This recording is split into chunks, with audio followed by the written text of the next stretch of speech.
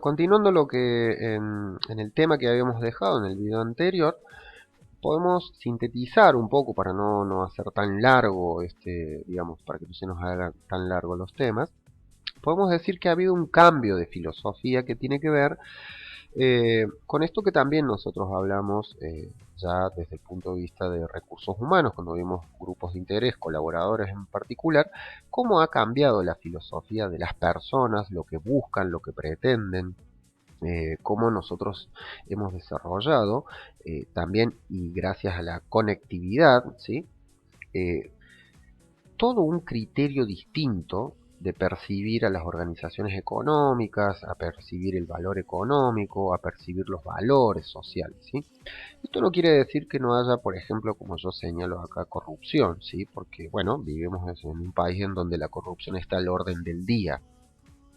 Pero, digamos, esta corrupción es, yo le diría que es un pensamiento, digamos, del siglo pasado, porque tiene que ver con un modelo que ya está agotado, ¿sí? Entonces, más allá de que haya personas corruptas que tienen que ver con generaciones de formación que están relacionadas, ¿no?, con esta concepción económica, bueno, con todo un montón de cosas, hoy vamos a otra cosa, ¿sí? Vamos a una ética universal, digamos, a un respeto mucho mayor, y si ustedes se fijan, los movimientos sociales existen, eh, están presentes en general, ¿sí? Un poco yo puse esta foto acá de los incendios, porque bueno, hubo todo un rechazo a esto, porque se sabe que son intencionados, que tienen que ver con el desarrollo, digamos, inmobiliario, bueno, sí, hay toda una movida distinta, una concepción de la humanidad distinta, que va a ser mucho más exigente de nosotros como ciudadanos, digamos, económicos. Vamos a esto de actores socioeconómicos y ambientales y no solamente actores económicos. Acá los que les muestro son unos gráficos muy interesantes, ¿sí?, que tienen que ver con nuestras huellas ecológicas, ¿no? Vamos a hablar un poco de esta primer pata, que es el ambiente. Si ustedes se fijan, este mapa, van a ver que esta zona central está en rojo, y este mapa describe aquellos países o zonas, ¿sí?, en donde el consumo, ¿sí?, que se realiza del ambiente, o sea, los recursos que yo extraigo del ambiente, cuál es la relación que hay con mi biocapacidad. ¿Sí? Entonces, ¿qué quiere decir? Que los países que están en rojo tienen superan su consumo de recursos del ambiente en por lo menos un 50% de su biocapacidad. Es decir, consumen una vez y media los recursos de los cuales disponen.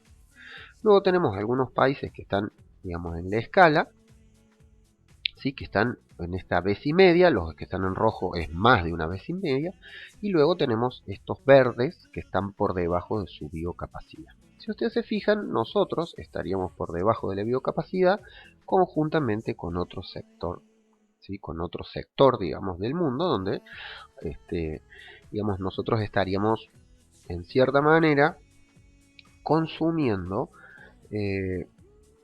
lo mismo o menos de nuestra biocapacidad. Pero ¿qué ocurre? Si este sector del mundo consume una vez y media o dos su biocapacidad, la realidad es que la consume. Entonces, ¿de dónde la saca? Bueno, la saca de estos países o de estas zonas que están en verdes. Es decir, digamos, ustedes saben que nosotros somos exportadores de carne, somos exportadores de materias primas en general. Entonces, ¿qué quiere decir? Nosotros subsidiamos de cierta forma los estándares de consumo de esta franja, ¿sí?, a través de una explotación de nuestra biocapacidad excesiva, ¿sí? Es decir, nosotros estamos subsidiando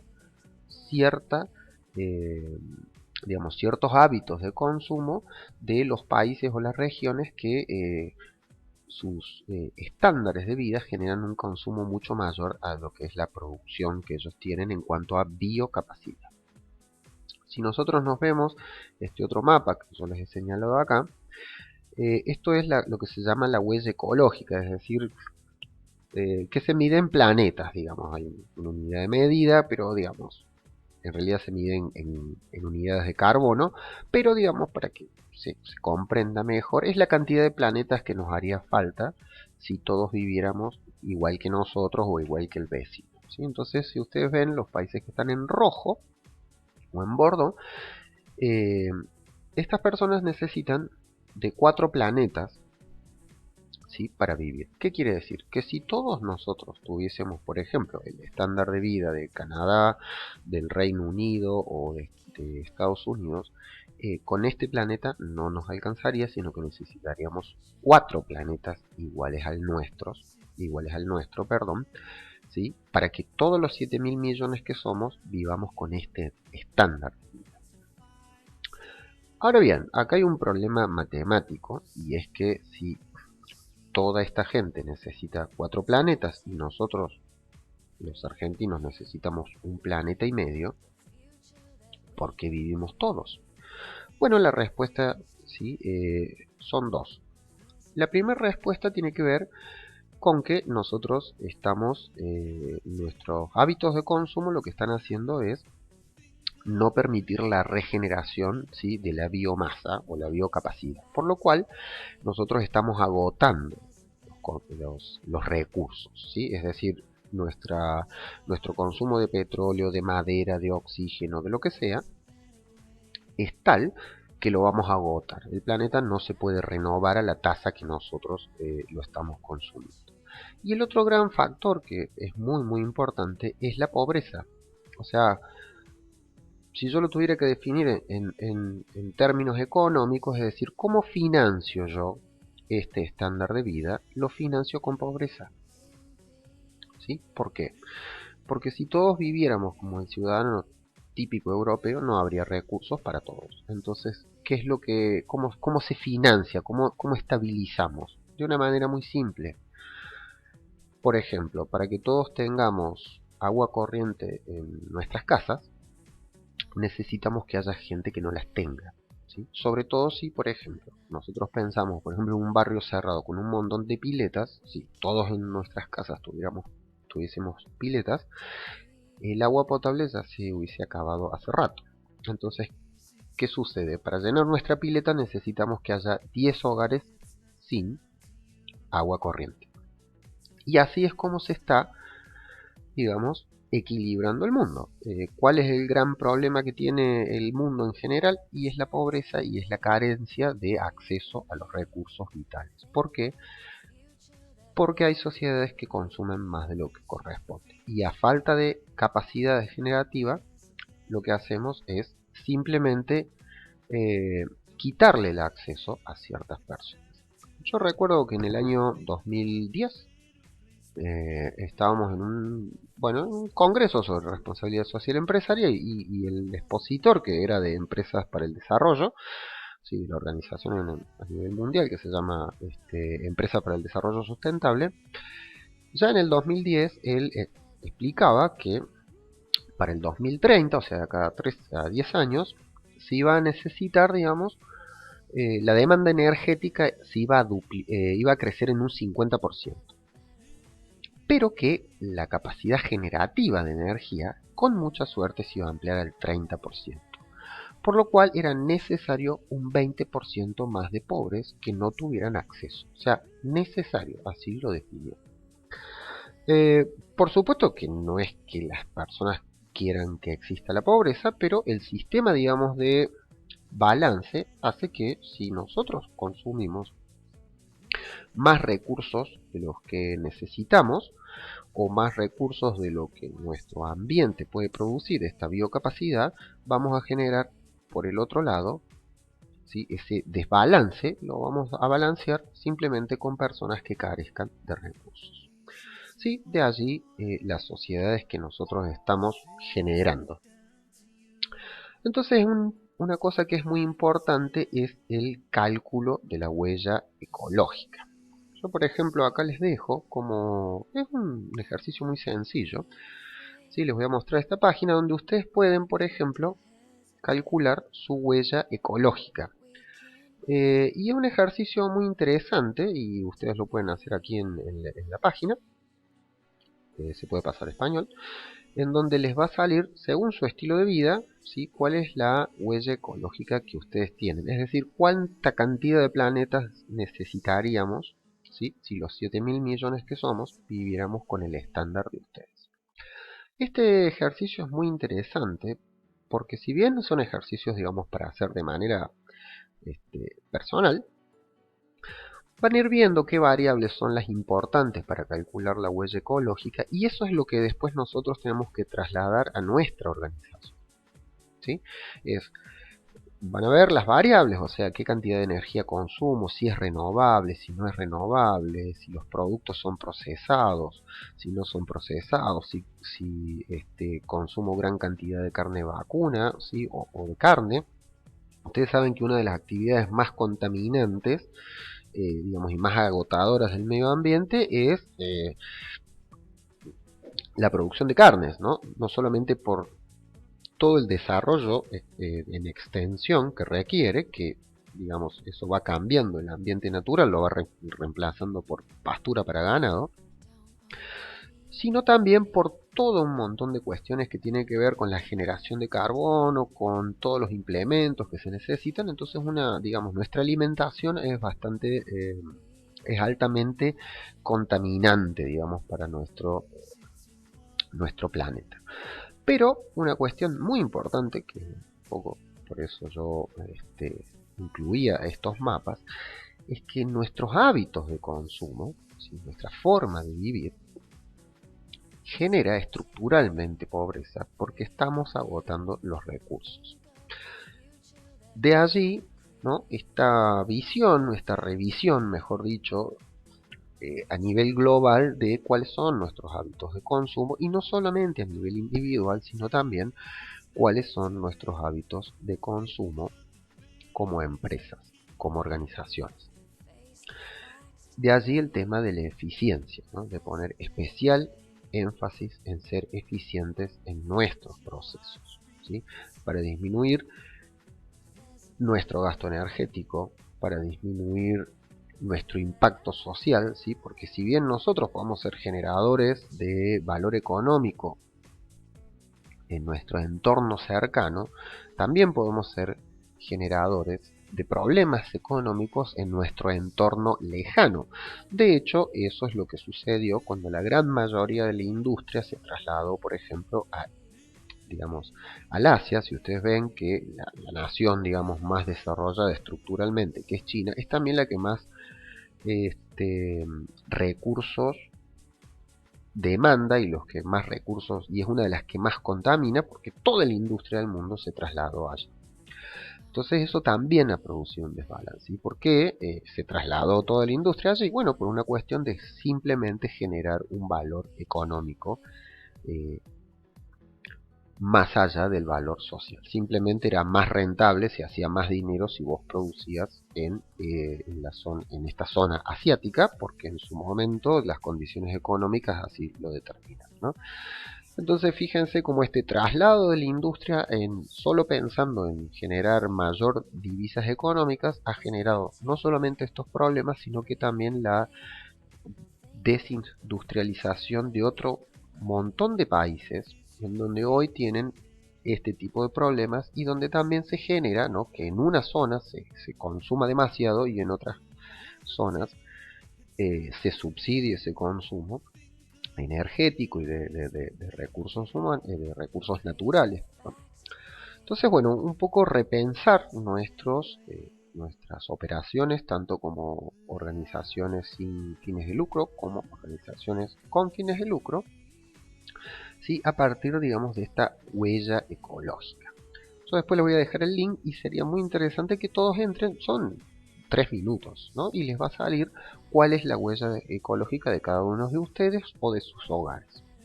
Y este es el ejercicio de pensamiento que nosotros tenemos que trasladar a nuestras organizaciones. Para ir concluyendo ya con la clase de hoy, para que no se nos extienda tanto, ni la duración de los videos, ni la temática, lo importante cuando uno puede visualizar este tipo de datos y estos gráficos, es que nos invita a pensar, ¿no? Es decir, en nuestras pautas, en nuestros hábitos, en cómo nosotros indirectamente nuestro a lo mejor consumo ineficiente está generando no solo un desbalance a nivel ambiental, sino también un desbalance a nivel social, a nivel económico, o sea, lo hemos visto, estos datos que yo les comentaba, o sea, que nosotros vivamos de esta forma, como se ve aquí, bueno, necesita una contrapartida y es que es personas, y esa contrapartida son personas que no tienen acceso absolutamente a ningún recurso, ¿sí? Porque si no, obviamente necesitaríamos 4 planetas que no existen porque tenemos uno solo. Entonces este ejercicio de reflexión, que es calcular nuestra huella ecológica, con el cual vamos a arrancar con esto de la RC, es interesante que ustedes lo hagan para que vean, digamos, cómo impacta su nivel de vida, digamos, a nivel ambiental. Hay aquí una cuestión lógica, ¿no? Y es que nuestra sola existencia consume recursos, la actividad económica consume recursos. Pero el tema es la eficiencia con el que lo hacemos. ¿Sí? Y un poco, ¿por qué esto de la eficiencia? Porque muchas veces esta filosofía, digamos, anterior que nosotros teníamos, que estaba basada en esta cuestión económica, no se trata de si nosotros tenemos los recursos económicos suficientes, por ejemplo, para pagar la luz, o si tenemos los recursos económicos suficientes para llenar la pileta, o si tenemos los recursos económicos suficientes para, no sé, andar en una camioneta que consume como una locomotora del siglo XVIII, digamos, que consume, no sé, 5, 6, 7 kilómetros por litro. Eh, Sino que se trata de que, más allá de que yo pueda adquirir ese combustible, el consumo de ese vehículo en el cual yo viajo solo, indirectamente está dejando a alguien sin la posibilidad de acceder a eso. ¿Sí? Entonces, plantearlo esto a nivel de las organizaciones significa trabajar sobre la eficiencia de los procesos. Yo les voy a dar un ejemplo, espero que no se me haga demasiado largo, de un proyecto concreto que yo apliqué cuando estaba a cargo de un departamento de responsabilidad social empresa. Simplemente, bueno, una organización muy grande, 4.500 personas, digamos, trabajaban ahí, presencia en 4 provincias, y bueno, yo hice el cálculo y teníamos algo así como 2.000 monitores. Yo hice el cálculo de lo que consumía un monitor en standby y era 5 vatios hora. Eh, Cuando hice la proyección de lo que consumían estos monitores mientras nosotros no estábamos trabajando, apagado el monitor, no prendido, sino la luz de standby, eh, anualmente, ¿sí?, estaba cerca de los 40 millones de vatios.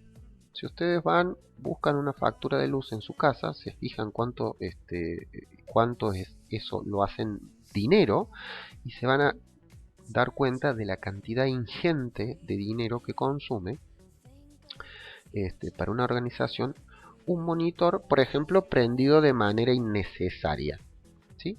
O directamente muy vigente en organizaciones públicas o en empresas, irse y dejar la computadora prendida. Bueno, ¿cuál fue el resultado? Yo moneticé eso, lo traduje en dinero y bueno, con la gente de sistemas hicimos un script en donde si a las 7 de la tarde la computadora, por ejemplo, no registraba movimientos, se apagaba automáticamente y con el área de ingeniería hicimos directamente a partir de las 9 de la noche corte de luz general.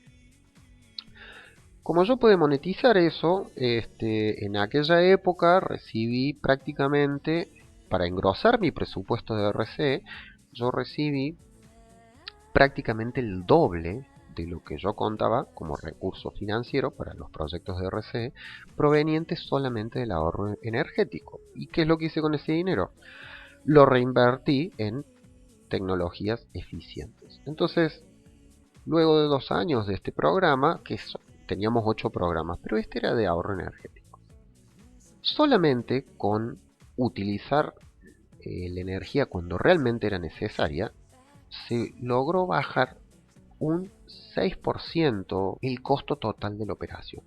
Ustedes piensan si van a elevar a sus distintas organizaciones un proyecto donde dice, bueno, vamos a hacer un ahorro del 5 o el 6% del costo de la operación en un entorno económico donde la rentabilidad cada vez es menor, donde cada vez el costo operativo es más alto, donde hay problemas económicos. O sea, ustedes simplemente pensando en su huella ecológica y en no consumir la energía que necesita otro, pueden mejorar la rentabilidad económica en un 5%. ¿Sí? Métodos de orden como el de las 5S, sobre todo para los que tienen emprendimientos propios, creo que hay una lavandería y hay una persona que tiene una carpintería. Si ustedes aplican las 5S, que es un método de ordenamiento, van a lograr bajar un 30% sus costos hundidos, ¿sí? Que son esos costos que no se ven. Entonces, esto de ser eficiente, por eso decíamos al principio, ¿no? La eficiencia en nuestros procesos es lo que nos va a ayudar a no solo la sustentabilidad económica de nuestro negocio, sino también una sustentabilidad también social y, por supuesto, medioambiental. ¿Sí? Esto lo dejo ahí como para que lo piensen, lo vamos a ir trabajando más adelante. Bien, lo que vamos a ver ahora, en los minutos que nos quedan, son algunos tipos de responsabilidad, ¿no? Pues estamos hablando de la responsabilidad social. Entonces hay varios tipos de responsabilidad. Nosotros tenemos lo que es la responsabilidad normativa, la responsabilidad ética y la responsabilidad moral. ¿Sí? No hace falta que se lo aprendan así sino que tengan en cuenta qué es lo que significa cada cosa, ¿sí? Entonces, bueno, nuestra responsabilidad normativa tiene que ver con el cumplimiento de las leyes, ¿sí? Es decir, yo puedo tener un hermoso proyecto, no sé, un proyecto de ahorro energético como el que les dije, puedo tener un proyecto de financiamiento a una ONG, perdón. Pero si yo no cumplo con las leyes laborales, si no cumplo con las leyes de blanqueo de dinero, o mejor dicho, con el no lavado de dinero, si no cumplo con las leyes sanitarias, o sea, no puedo hablar de responsabilidad social si desde mi casa, ¿sí? Yo como responsable de recursos humanos, sé que tengo personas contratadas con condiciones que no marca la ley, sé que no presento los reportes que tengo que presentar, sé que impositivamente hago maniobras. Entonces, ¿sí? Como todo el mundo dice, ¿sí? La responsabilidad social empresaria va mucho más allá, ¿sí? Mucho más allá del cumplimiento de las leyes, pero lo que yo digo es lo siguiente: ustedes no pueden plantearse ser responsables socialmente si no cumplen las leyes. Este es el primer paso lógico. ¿Sí? Entonces, desde recursos humanos empecemos por respetar al menos las leyes que hacen a nuestra gestión, ¿sí? Todo lo que tenga que ver con lo laboral. Luego tenemos la parte ética, ¿sí? Y ya viene aquí esta deontología, que tiene que ver más con los códigos de nuestras propias profesiones y la forma de hacer negocios. Es nuestra relación con la justicia, como vamos a ver después, digamos lo que es el órgano de gobierno de las organizaciones. Pero ¿qué relación tengo yo con la justicia? ¿Cómo opero con la justicia? ¿Cómo opero en el desarrollo regional? ¿Cómo opero en el desarrollo sostenible? ¿Sí? Este tipo de cosas. Y luego tiene que ver si está esta responsabilidad moral, que ahí venimos con los hábitos, los valores, ¿no? Cómo es mi conciencia ecológica, cómo, digamos, qué nivel de consumo yo tengo, y todas aquellas decisiones que no sean normativas. O sea, ustedes fíjense que acá hay un dicho muy popular: echa la ley, echa la trampa. Bueno, esto tiene que ver con la deontología jurídica, ¿sí? Con mi responsabilidad. Si yo sé que la ley tiene un gris, no tengo que explotarlo necesariamente ese gris, ¿sí? Entonces tengo que definir una conducta, ¿sí? Y no estar buscando, ¿sí? Ese bache que hay allí. ¿sí? Y también tiene que ver con las decisiones no normadas, o sea, no todo está reglamentado, ¿sí? Por lo cual hay muchas decisiones que yo voy a tomar que, como dice la ley, si no está prohibido, está permitido. Ahora, yo tengo que, eso que está permitido porque no está normado, yo tengo que hacerlo, ¿sí? Responsablemente. Sí, entonces, bueno, un poco yo acá les señalaba, creo que se los había mencionado en el primer video, esta cuestión de reducir, reutilizar, reciclar. Esto tiene que ver, esto, digamos, si bien es cierto, hoy ya forma parte del paquete legal, digamos, tiene que ver también con nuestra propia filosofía de consumo, nuestra forma de trabajar nuestros procesos a nivel interno, ¿sí? Eh, entonces, ¿cómo reutilizo mis materiales? ¿Qué hago con mis desechos? O sea, digamos, estamos acostumbrados a tirar. Bueno, ahora se empieza a reciclar, sí, a nivel social, el reciclo de basura. Pero las organizaciones productivas, sobre todo las grandes, generan enormes cantidades de desechos. Y uno puede generar un negocio a partir de ese desecho. Por ejemplo, si ustedes manejan todo lo que es reciclado de papel, ustedes pueden, digamos, además de ayudar al medio ambiente, además de tener trazabilidad, si ustedes contratan empresas, digamos, que cumplen con los protocolos de trazabilidad de seguridad de documentos, ustedes van a poder saber a dónde mandaron su papel, cómo se destruyó, pero a su vez eso genera un ingreso económico para ustedes, para sus organizaciones, que ayuda a disminuir los costos operativos. ¿Sí? Entonces, esta concepción hay que verla de manera integral y no se basa en las grandes cosas. ¿Sí? Esto no se trata de llegar a la luna, sino de dar el primer paso, digamos, dentro de nuestras organizaciones, tratando de ser eficientes en los pequeños procesos. ¿Sí? Bueno, voy a cerrar este video con este pequeño tema y después vamos a seguir en la próxima clase. Entonces, ¿dónde vamos a empezar? Bueno, vamos a empezar revisando nuestros procesos desde el punto de vista de la ética normativa, la moral, ¿sí? Y esta responsabilidad interna, ¿sí? ¿Y dónde lo voy a empezar a trabajar? ¿Sí? A nivel de mi organización, ¿sí? Dentro de mi cadena de valor. ¿Sí? Por eso yo acá les pongo, bueno, con nuestros colaboradores, con nuestros propios procesos, con mi comunidad, ¿sí? En la Municipalidad de Villa del Rosario, de Calchín, de Sacanta, de donde yo venga, ¿sí? Y en estas nuevas conductas. Entonces voy a trabajar primero puertas adentro y luego con mi cadena de valor, que bueno, acá está el gráfico que lo puse en todas, pero bueno, trabajar sobre la cadena de valor.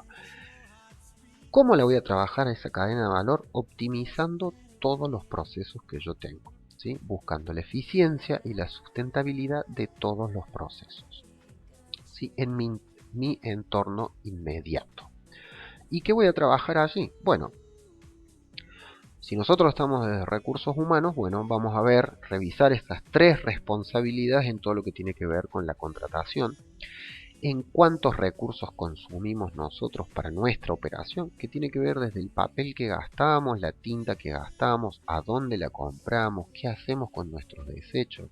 Somos, digamos, consumidores de bolígrafos que siempre se tiran a la mitad o se pierden, y eso tiene que ver con el ordenamiento, con las 5S. O sea, empezar a ver lo pequeño. Esto no es grandes proezas, no se trata de salvar al mundo, sino de reducir mi impacto inmediato. Y a partir de mi cadena de valor, ir avanzando. ¿Sí?